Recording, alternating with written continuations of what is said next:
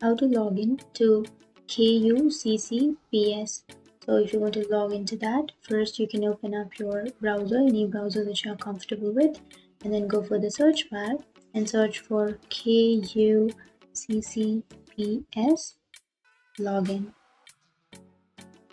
So it's just a student login. So Kuccps is Kenya University and Colleges Central Placement Service. So if you want to log into that, you can simply go for student login, which is on the first search. And from here, you have to enter your KCSE index number. So KCSE is the Kenya Certificate of Secondary Education. So you have to enter that index number here, and then your Kenya Certificate of Secondary Education's year, and then you have to enter your password. And after entering all of this valuable information, you can simply click on login, and then you will be logged into your student account.